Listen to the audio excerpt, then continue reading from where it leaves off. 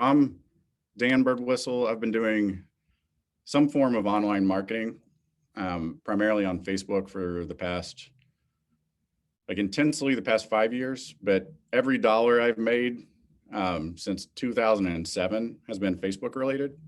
And then my background is actually experimental psychology. And I did that undergrad, grad school, and then kind of some post-grad programs. And we focused a lot on creativity and human happiness and tried to quantify a lot of things. And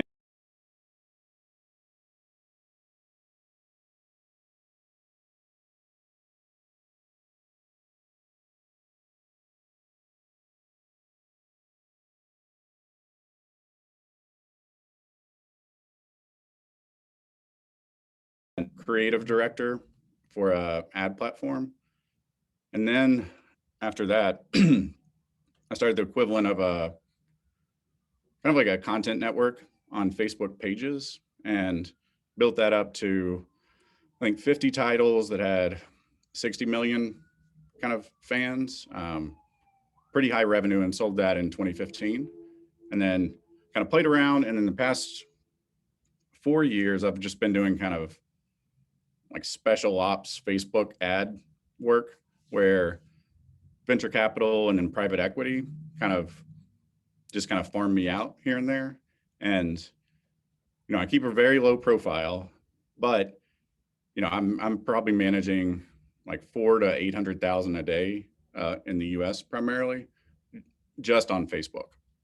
So I'll do anything from, if some of you are just getting started, I can take a quick look at your account, the setup, and usually find like 15 to 20% efficiencies, or just say, you should do a little bit more of this. Here's an opportunity on Instagram feed, for instance, that you could kind of exploit. Or I'll do stuff where I'll come up with experiments, run the execution, and then kind of hand it back over. But a lot of my projects will be essentially building out a whole paid program. So I built out the paid program at Pinterest, which became like super successful. I was at Lyft on and off for 2.5 years. Recently working with Imperfect Foods. Do you all know, it's a makeup company, Ipsy and BoxyCharm. So Ipsy bought BoxyCharm. I used to run ads for Ipsy. I'm now running ads for BoxyCharm. And then they're also trying to roll out kind of like a white label influencer thing. So yesterday I was making Addison Rae lash extender videos for Facebook with our video guys. So you end up working on some pretty wild stuff. Done a lot of healthcare, done a lot of finance, currently doing some work with education companies. And so it's an interesting setup where I'm running so many ads and have so much data that I know what's going on in the whole marketplace. And I've got good instincts of, if this is the price point, this is the industry, here's kind of what you initially test that'll have a good chance, and then kind of help you all get moving on things. So that's kind of where I am. My horizon is I'll manage like 5 to 7 clients, half very small and then half very big usually. And I'm happy to kind of work with you all after this. I'll do, I think at least 2 or 3 office hours.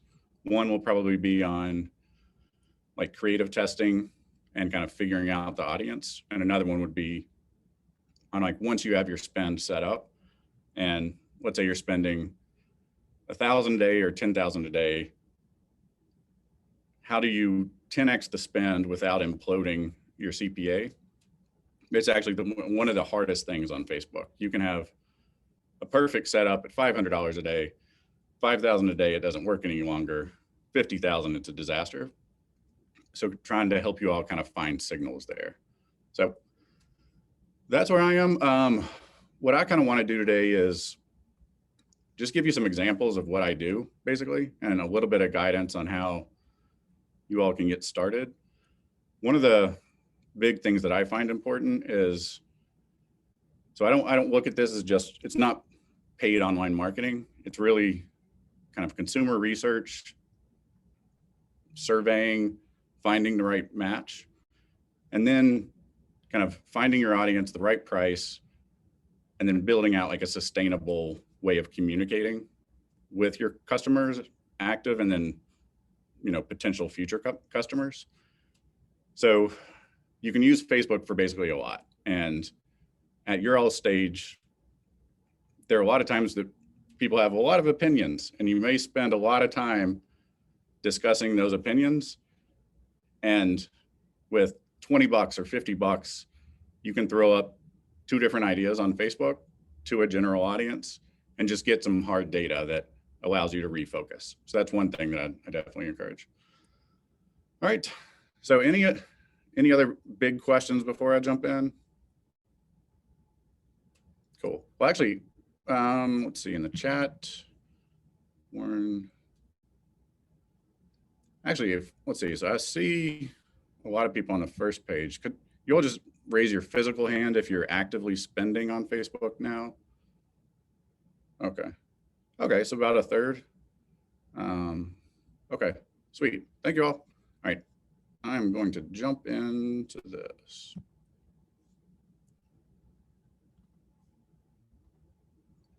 All right, cool. Can someone wave if you see my PowerPoint? Yes, lots of waving. This is good. All right, so let's go into this mode. And I'm really just going to try to run through this because I think there'll be a lot of questions. So the first thing that I just wanted to get into is, so I said, you know, I was working with Point, which is, I think it's winter 19 maybe.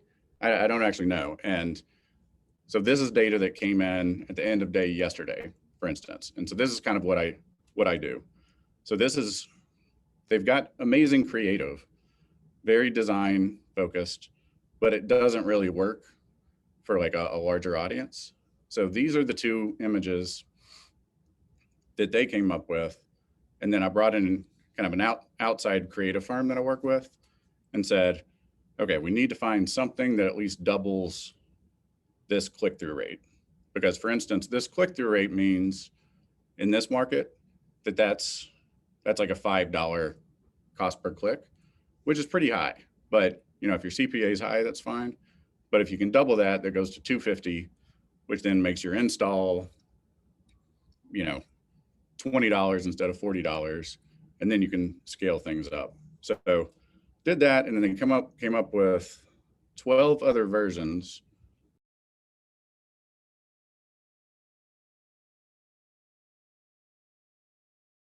First of all, like if you do something like this, you want to look at the range of performance.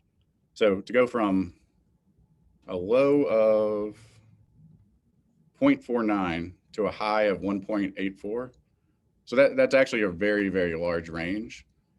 And so what that suggests when you see that is, one, that if you see a 1.84, you can have high confidence that there is something that's a 4% click-through rate out there. You just have to make a point to keep testing. And then also it's interesting because there's pretty clear takeaways here.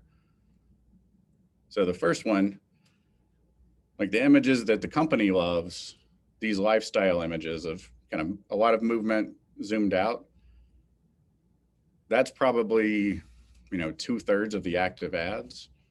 But if you see that this is already lower than the baseline and 70% lower than the top, at this point you say, okay, that's just not going to work on performance ads on Facebook. So you kind of say, that's not going to work. We're not going to go through that. Second kind of takeaway here is, if you look at the first page, you don't see a lot of black backgrounds. You see the orange and white contrast. And here you see a lot of black and orange contrast. So we would pretty conclusively say here, if we do contrast, it needs to be white and orange. And then the other thing is, the non-lifestyle images have all been the card. But then here, the top, you know, 4 of the top 7 are actually about the app, which when you're advertising a debit card is surprising.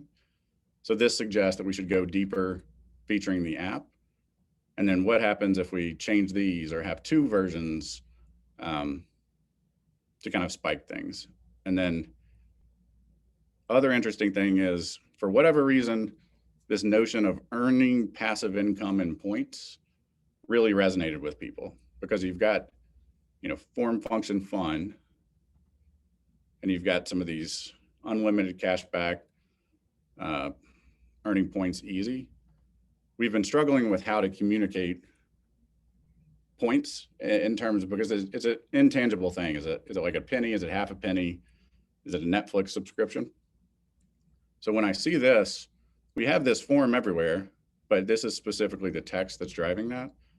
So then when I see that, we say, okay, is it passive income as a phrase that people are really resonating with, which very well could be the case, or is it earn? So what we would do is basically run this again with 10 different versions of this copy to kind of isolate exactly what was driving that performance. So yeah, app more than card, the little frosted glass thing, form function is when, kill lifestyle. And then, so that's just kind of a very quick view of basically what I do and how that kind of plays out, like with a company. All right, sweet. So when I'm talking early stage marketing, so there's kind of product marketing fit for user acquisition and sales. Let's just still use a point as an example for now.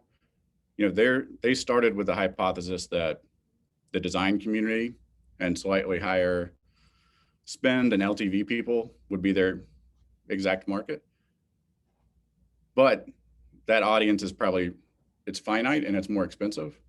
So one of the things in doing this testing is you'll find product market fit for different audiences, and you'll find sometimes the audience you think really wants your product is way different than what you think. And then finding one thing that works, and then how to optimize it, and then get predictable costs. All right, cool. So here's a prime example. So let's just use Ipsy. So when they started, even if you have some very active users on your product or buyers or whatever, that doesn't mean that that's what it'll look like when you have 1 million people. So the initial hypothesis was Ipsy, which is a subscription makeup bag. So you get essentially full-size samples for like $9.99 a month. So their target demo they thought was 25, 34-year-old young professional women in big cities. But then when we really got into it and looked at the ad data, it was younger women in the Midwest, higher Spanish-speaking population, and then surprise, more than 20% of the buyers were actually men, slightly older, in the big cities that they thought the women were in that were buying. So anytime you run ads on Facebook, you'll get this data back, and it can be just a really great discovery system. So let's say you're running this, you see these 3 different populations. Then you can take that, cater your creative to those populations, and just give them, the perfect experience. All right, cool. So once you get some data there, there's 2 things to do as soon as possible. So if you're running Facebook ads, which is what I'm going to talk about, you can get traffic to your site very easily. But if you ask Facebook just to send you traffic, you'll actually get just very, very low quality people coming in. So the way to hedge against that is you instrument different Facebook events. So it's very similar to Google Analytics. So this pixel would fire if that's a logged in user. This fires if someone adds a product to cart, purchase when they actually convert. And these can be any step in your flow. But when you have these, you then ask Facebook to optimize for one of them, and then they'll go out and find higher quality people, basically. So get those instrumented, and then with like 200, 250 bucks, you can, I say, you pick some very basic copy that explains your product, get 5 or 6 images, do a quick test where it's just on mobile news feed. And the reason for that is, let's say you run 5 ads in an ad set on Facebook. One ad may go to Instagram feed, one may over-index on audience network, another may be on desktop. And so it's impossible to actually get a clear read on the creative performance unless you restrict it to just a single ad placement where the experience is the same for everyone. Do a tight attribution window, keep message consistent.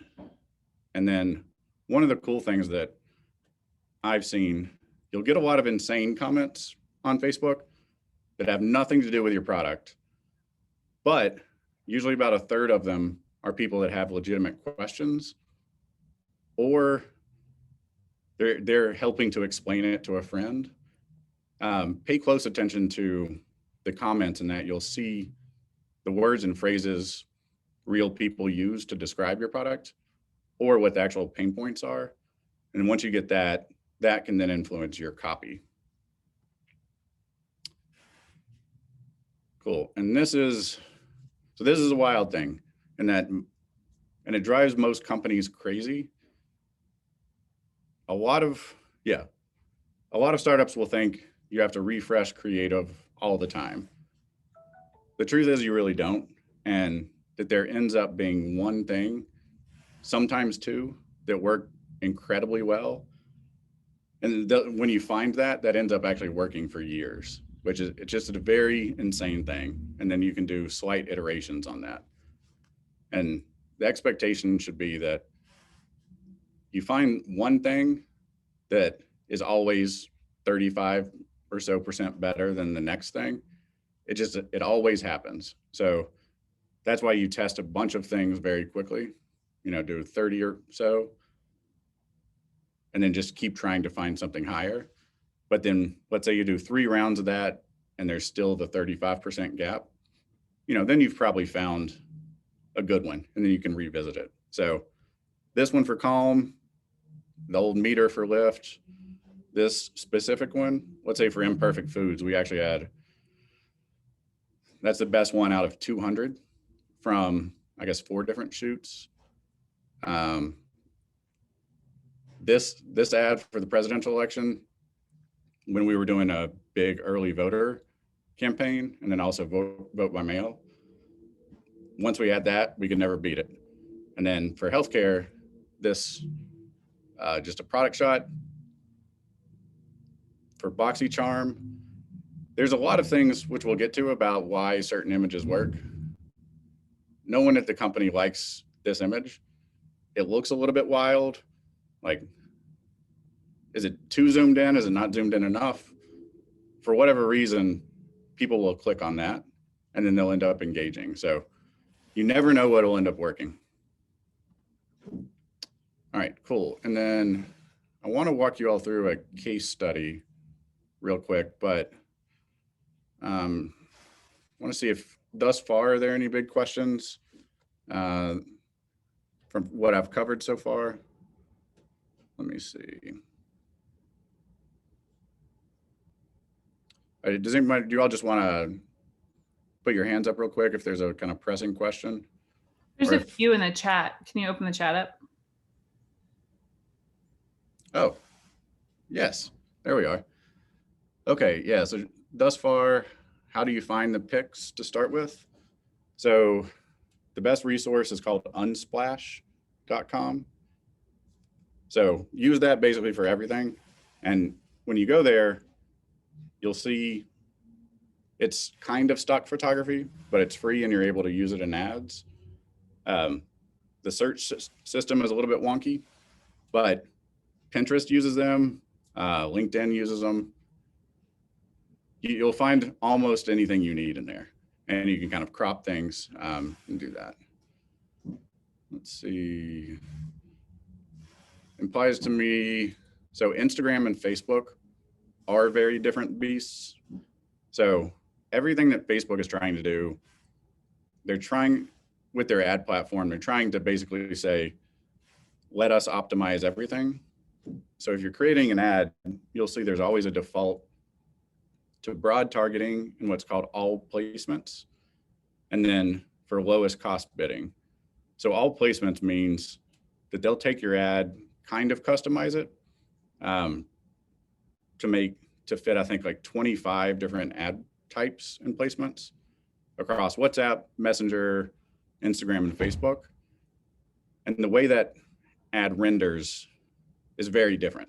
So for instance, on Facebook, you have 3 places for copy. But when that ad is translated to Instagram, Facebook just takes one of those copy areas and just kind of smushes it together. So yes, I would always split out Facebook and Instagram.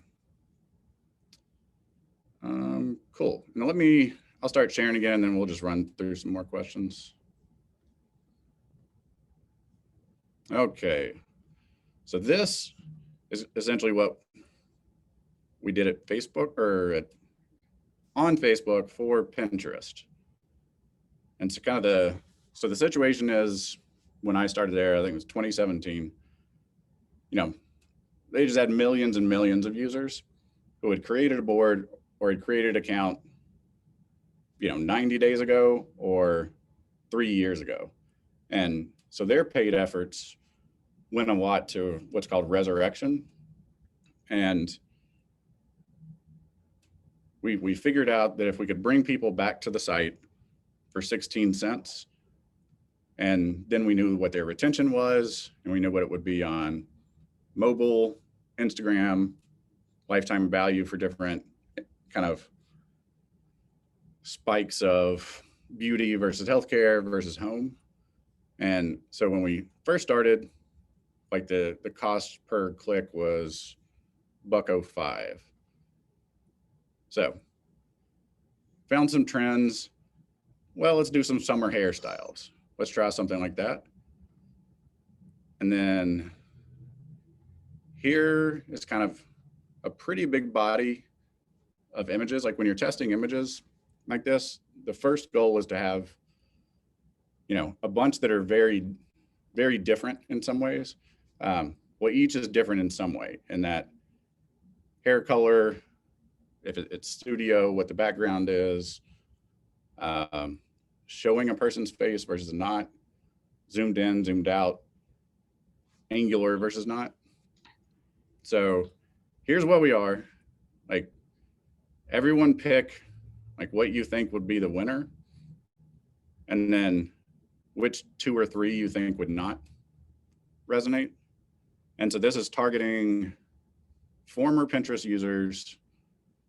I think it was 25 to 65 in the US. Yeah, women only. And we will now see the results. Okay, so this is basically an incredibly large difference. So with something like this, where it's kind of like content marketing, where it feels like you're going to a board or an article, the baseline click-through rates are going to be very, much higher. But then I did not expect that this gap would be so large. And then nor the gap from, 7% down to 4.5. But that's still kind of in that range of the 35% that we had. And so if we were at, 2% before, and we basically tripled, yes, we did a little bit more than triple the click-through rate, that gets us down to 40 cent cost per click. Let's go back here. And I'm curious, did anyone, just raise your hand, did anyone actually get it right? Someone? One person. It looks like 2 people. Chase got both. He said both 5 and 7 from First Ignite. Oh, nice. Yeah, that's great. And then in terms of kind of what didn't work, well, actually, let's kind of talk through this a little bit. So why I think this one works well. And if you go and look at Pinterest ads on the Facebook ads library, oh, by the way, I forgot about that. So second resource is just Google Facebook ads library. And then that'll come up and you'll be able to see every ad that a company is running on Facebook. It's kind of opaque in some ways in that you can't tell the volume or kind of where they're running it, but you can get a sense of every ad they're running and kind of what's working. So yeah, if you go to Pinterest, you'll see this same image from 2017 is working still. And why I think this one is working is, one, it's kind of an angled down, feels a little bit more mysterious. You can partially see a person's face. So like, is that someone I could be friends with? I don't know. Is that someone I know? And then it's in a home with like, oh, that's a cool looking baseboard, wood floor, maybe interesting paint color. And those things are all blurry. So there's just a lot going on here. It's like, I don't know why I like it, but I'm going to click on it. And it works equally well for men and women, and in different countries, which is wild. Whereas with this one, I would say, well, it already tells the full story. It's, a studio shot. She's completely made up. I'm not going to that same event. Don't need to see what's going on there. And then with this one, this one ended up being a really good performer. There's a lot of kind of sensory feeling here, and that you can kind of feel cool temperature, and it's kind of like a very clean look that you just kind of want to explore. So super interesting stuff. So we've got it down to 40 cents. Now we get into, like, I think doing copy is the number one thing that's super interesting. So we ended up evolving it, instead of like 21 short summer haircuts, 21 trending summer haircuts. Then we got it down to short summer haircuts to beat the heat. So adding just a little bit more voice to it helped. But then this is super interesting in that just one line of text at the top, added, like, allowed us to cut down, another 25%, almost, 30%. And then the difference of adding 2 emojis, when you're scaling things up, that's actually a pretty large difference. Cool, so we got that down. And then we do a cut of seeing by age. And so you can do age, you can do gender, region, you can look at Android versus iOS, you can look at ad placement, time of day. So you're looking for very large differences. If you see something where from trough to peak, or if the min max is more than like a 30% difference, then it usually makes sense to pull out the highest performer. So here, the younger audience is kind of interesting, but it's also smaller. So we'll kill that, kill these, and then we basically would only run from people 50 plus, essentially. Cool, and that got us down to 23. Did a couple other things, just need to get down a little bit more. And this is when you say, okay, well, let's look at things in time of day. There's an odd thing, and I think for a lot of your all's products, you'll find early morning, starting, let's just say in the US, if you start ads around 3 a.m. Eastern time, and then there's a lull around lunchtime, East Coast, and then it picks back up. And then all the conversion is actually really, really bad until the next day, usually. So you should be able to find a lot of value in that. Can you choose when to run the ads? Yep. On Facebook? Yeah, you can. It's one of the many things that you can do on Facebook that they make hard to use now because they don't want you to do it. So in the platform, so it's at the ad set level. You'll see something like start time If you activate that, you'll also see end time, and then you'll see daily budget, which you can shift to lifetime budget. If you shift to lifetime, then you'll see what's called day parting. So you'll see a day of the week, hour of the day drop down, and then you can just pick when you want to run the ads. Cool. Now we'll just kind of hop into questions, but additional things I can speak to. I'm doing a lot of what I call just content marketing now. So ads on Facebook, targeting is getting more difficult with the iOS 14 stuff, and so is the reporting back. So if you're an app company, it's more expensive now, and you have less data.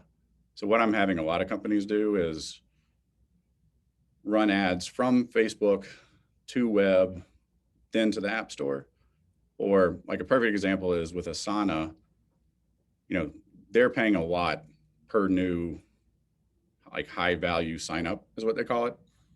But then they were using these very, I don't know, kind of like stodgy, boring ads on Facebook and just sending them to a enterprise landing page to collect email. But then what we found was if I sent them to kind of an explainer of how the to-do lists work, and then the content says, is your to-do list getting done, ? And then a planner graphic, and then 20, well, I think it was like 12 secrets to making to-do lists that actually work. So yeah, it's like a BuzzFeedy thing, but it got tons and tons of people to the site, and then people end up signing up at a rate that was like six times higher.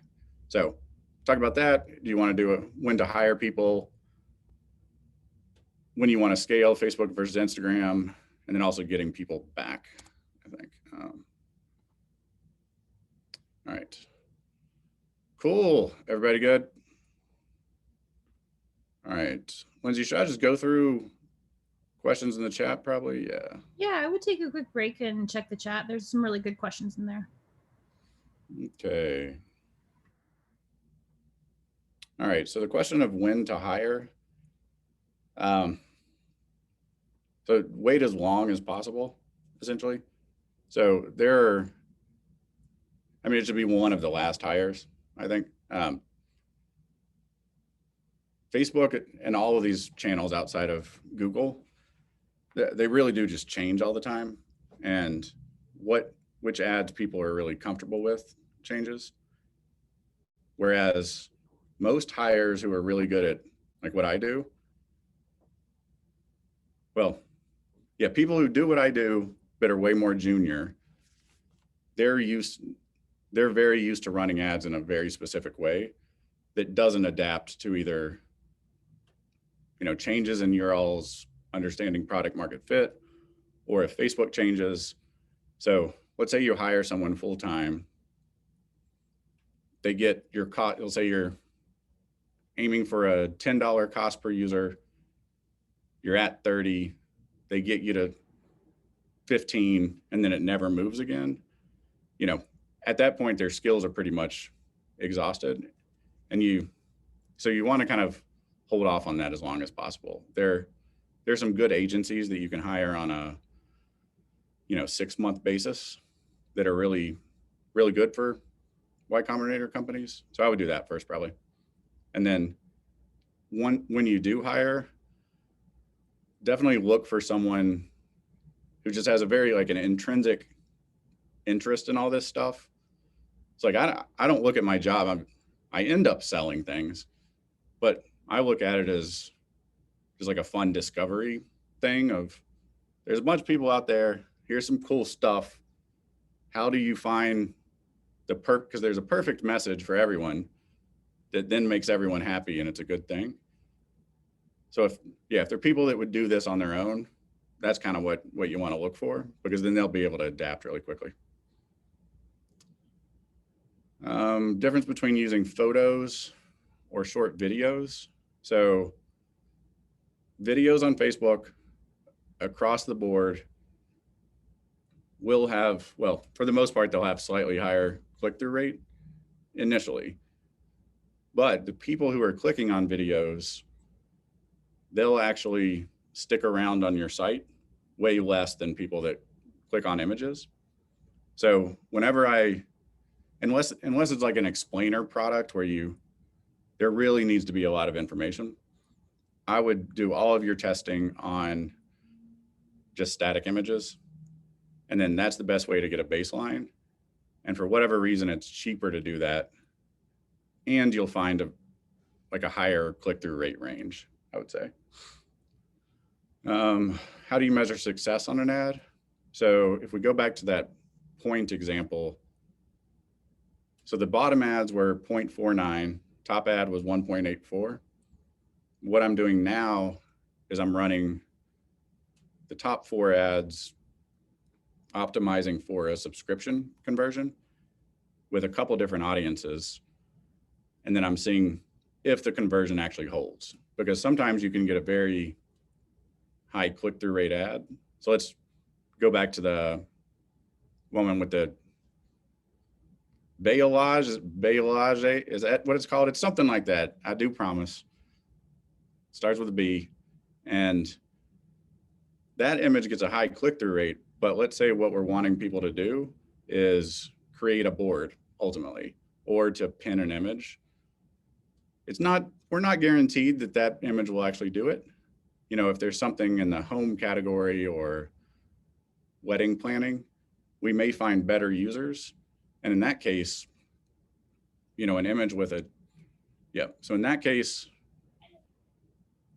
7% and 3.5%, if the 3.5% converts at a 2x rate, they're the exact same ad. And then what I end up doing, so with Pinterest, it's an example of everyone there does not like that ad. So because it's very not on brand. At some point, you know, as your company grows, you'll have to decide, okay, do we want a high engagement ad that's slightly off brand, or a very low engagement ad that effectively describes the product and feels like we want it to feel? And usually it ends up you go for something in the middle, probably. But yes, I start with click-through rate across the board, find the highest engagement stuff, then do conversion testing. Because let's say you want to test the number of people that'll start a new board. If you're testing with a 7% click-through rate image, that costs way less to test than one with 2%. So you just start with your best thing. Let's see, type of content for Instagram versus Facebook. So Instagram videos do work slightly better. If you're doing Instagram and you can do what's called like a carousel. So let's say you have 4 different colors of your product, or there's 4 steps in signing up, or you have 4 customer testimonials. That's a good Instagram ad, I think. And then if something works there, like a little trick is, so the ad renders and it'll say your company name and then just show the text. And it's really kind of hard to notice. And there's no kind of divider there. So what we do is there's company name, and then you start your copy with 2 backslashes. And then it just makes it very easy to read. And then have something very short with some emojis, and it works really well. Let's see, other platforms. So I'm doing a fair amount of TikTok right now. That works somewhat well for app installs. With Snapchat, Reddit, TikTok, their ad platforms are just very, very immature at this point, and targeting is restricted. Like the tracking usually does not work, so you need to have internal tracking for everything. But the likelihood that you'll find on these other platforms users who are not reachable on Facebook or Instagram is much higher. So let's say Imperfect Foods has spent $30 million on Facebook. They're running out of people. If they popped over and started advertising on TikTok, they're going to find a lot of new people. So it does make sense to have some diversity. Let's see here. Tips for online B2B online marketing. Yes, you pray. So tips for anything B2B, your only chance is something with a high click-through rate. So even if you do not have like a content page to send people to, just figure out a compelling way. So I'm working with, it's like a local architecture software firm, and they want to, the target market is probably 80,000 people in the US. And it's an extension of an already available product. So we'll have an ad where it's kind of, you frame everything as a question, like, tired of losing files on Revit Plus? Like, stop the whatever. And then just to kind of get people engaged, that's the way to do B2B.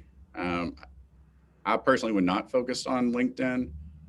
LinkedIn is good for awareness, I would think. Facebook ads for branding. Yeah, so I'm actually a huge proponent of that. And if you go in and you just advertise for reach, and then, so there's a way where you can say, only show this ad to each person once per day. And if you can do that on a high $200,000 a year fully loaded. Yes. Oh, Quick hello, math, friend. understand, Yeah. or just that pure headcount. At least in our case, basically there were three things that affected our bottom line. What is that? Is the headcount. There we go. So yeah, if you advertise for reach, your traffic is very cheap, but then you would want to do that on, like, if it's B2B, you want to do it on desktop, or if it's branding, you would want to do it on desktop just because you see a bigger billboard, essentially, or on Instagram, I would say. Can we create a Slack group to talk about Facebook ads? I will be there. You can do that. TikTok. Let's see. Yeah, enterprise ads. Back to that on the B2B. I would not focus on LinkedIn. It's fine for awareness, like I said, but what to do with enterprise is you do the content marketing, but then you also try to target people who influence a decision potentially. So like with that architecture product, you don't just target the decision maker, like you target people who are lower level just to get a discussion started. Kind of order of operations on targeting. So someone asked, how do you manage interest in Facebook? So that's basically the only thing you can really do to kind of, well, it's the most effective way to target at the moment outside of just demo and then doing lookalikes, which I do recommend. So inside interest, the number one different, like just easy thing someone should do, well, everyone should do, is choose to target in college or college grad or not use that. And that, it's somewhat difficult to target income or kind of spending levels, but that's the cheapest way to instantly cut your population. And usually when you do that, you'll start with slightly higher quality users. And then another good tip is, let's see. Yeah, so Imperfect Foods again, they're fighting food waste, promoting sustainability. If you go in and you target an interest called sustainability, what that means is that Facebook has just aggregated a bunch of signals into an audience of 40 million people that they think are interested in that. But it's never really effective. But if you go in and you target specific sustainability organizations that people like or products, then you end up with a very targeted kind of list there. Let's see. So lookalike audiences. Yeah, so that I was very bearish on this when it started, but it continues to be the most effective thing on Facebook. So for people who do not understand what that is, let's say you have 10,000 customers, 2,000 of them are high value, and you want to get more of those people. You would take a list of name, email, phone number, as much information as you have, upload that to Facebook, and then it builds a lookalike audience that's either 1% to 10%. 1% in the US means, I think, 2.1 million, up to 21 million. With the working theory is that a 1% will perform better than a 8 to 10%. Not always the case, but start with something small. So yeah, I would always do that. Just make sure that the minimum number of people matched on the list is, I don't know, at least 500. And when I say matched, that means if you upload the list and it has 10,000 people on it, depending on what information you have in there, best case, you'll match 900. With most lists, you'll end up or 9,000. So yeah, you'll get up to 90%. Most is like 60%. So just end up with a list that's 500 or more. If your business account gets blocked or you have ongoing issues with that, yeah, it's really tough. It's hard to get a single person at Facebook, but through YC, you should be able to get some help with that. When you add new people to your accounts, the number one thing should have people do is individuals should all upload their IDs and identity, because that's the number one thing that would get flagged. And then if you get blocked, let's say your page gets blocked for some reason, don't worry too much about just starting a new page. And then for the most part, that identity, it's really just kind of a wrapper for your ads. Let's see. For people asking about office hours, I'm not sure, but I think, Lindsay, whenever we do that, you'll just tell them, right? I will say yes. So the idea of retargeting. So what I do with that, so with content marketing, so let's use the Asana example again. So we were paying $20 a click for a kind of boring ad to a sign up page. With the to-do list thing, that got down to 80 cents. A lot of those people converted, but then what we did was we retargeted the people who clicked that ad and then stayed around on the page for more than 2 minutes. And then that body of people then ended up signing up at a much, much higher rate. So that's something that you should definitely do. And it's just, so yeah, it's a 1-2 thing where you can do it within 7 days, or you can do it at a longer period. Thoughts on Facebook groups? It's they're super interesting to kind of build a super user community. But if it gets to, usually when those things get above 500 people, they can become unruly. But there's a really neat startup I worked with. It was called Gixo. It was a fitness company, and they did remote fitness classes basically. And they had their power users in there, and it just built an amazing thing, and they gave product feedback. So yeah, that's how I would use Facebook groups. Let's see. In terms of running tests, yeah, so I can give some more details there. So Facebook does have it's a split test tool or A/B test tool. I tend to actually not use that. And then what I do is I'll go in and let's say for point, we had 20 different images to run. One, you'll always include your previous winners, your baselines, because let's say And we saw that had a 8.3 or 0.83 and a 0.88. I think it was, that was on Monday when I tested it. If I'm running my tests again on Thursday, that may actually be a 0.6. So you'll always want to retest your winners only inside your test. So that's your best control.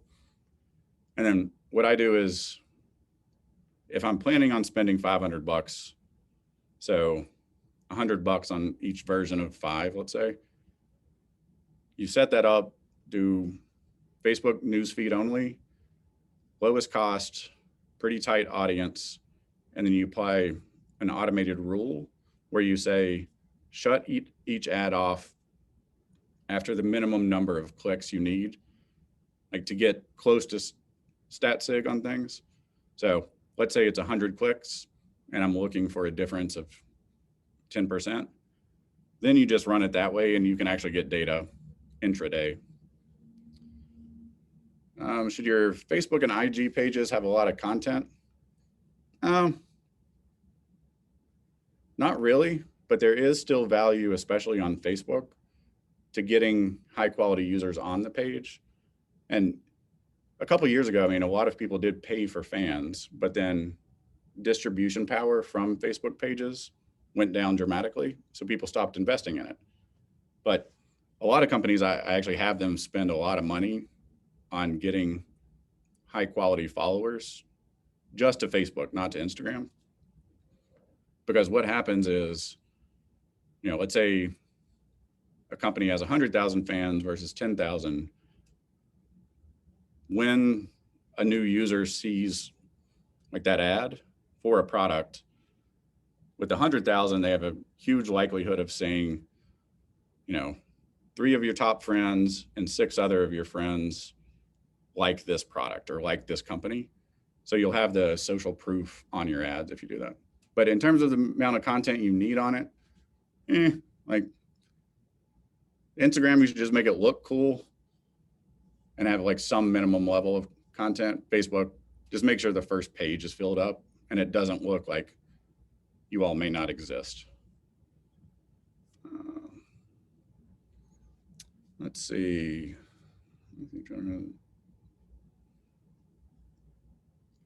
Running ads on targeted websites. Yeah, so I don't know. When you're thinking outside of Facebook, like the idea is, what do you think about trying to run ads on targeted websites where your users might be? Like it's kind, I mean, it's definitely the right idea, but it rarely works.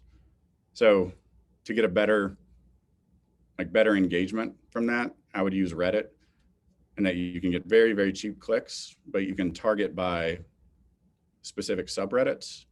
And yeah, and being attached to a specific subreddit is a very high intent thing versus potentially a passive engager on an interest website.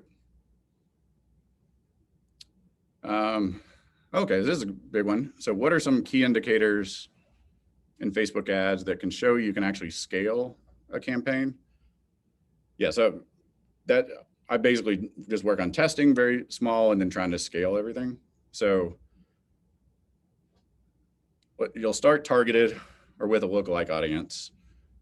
If you go in and you see that performance is roughly in range between, or in a tight range between iOS and Android, different age groups, if your geo distribution is pretty broad, and time of day, if your click-through rates and engagement rates are or conversion rates are pretty consistent, then you know that the thing can probably scale quite a bit.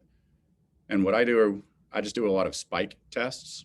So if I take over an account that's running 10,000 a day, I'll say, okay, well, I need to do a 70,000 or 80,000 day just to know where it breaks down.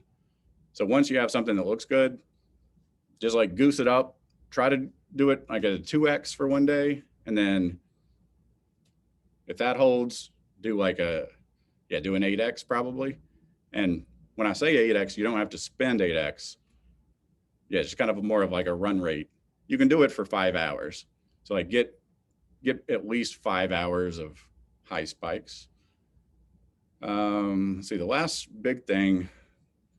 So you all know on Facebook, you can bid lowest costs, which means it'll spend your whole budget almost no matter what each day.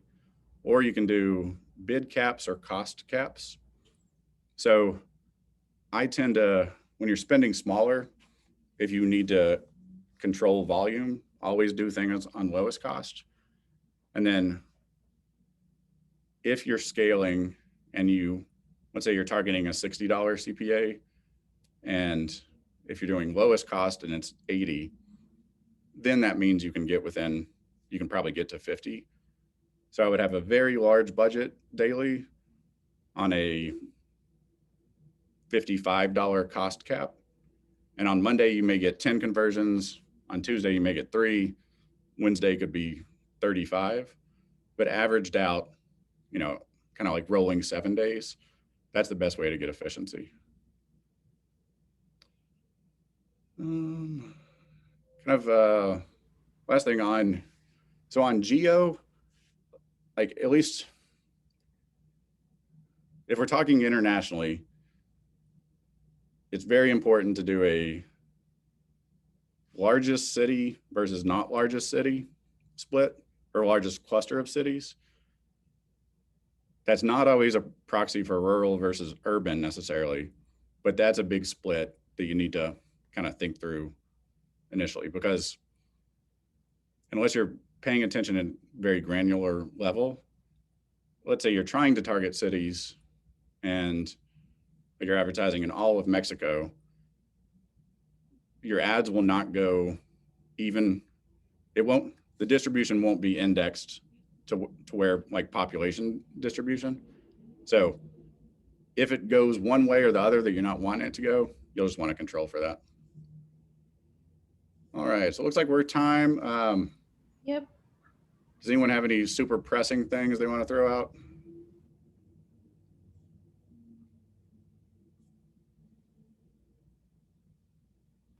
Cool. Yeah, well, hope this was helpful. In terms of in terms of talking with me in the future, I'll pop my email in here, and then probably just watch out for some office hours. And then I'll try to organize those things around, like if we do those specific things like create over messaging or scaling. Yeah, probably one of those. But yeah, feel free to reach out and kind of ask me questions, and happy to take a look at your accounts to kind of get you started in the right way.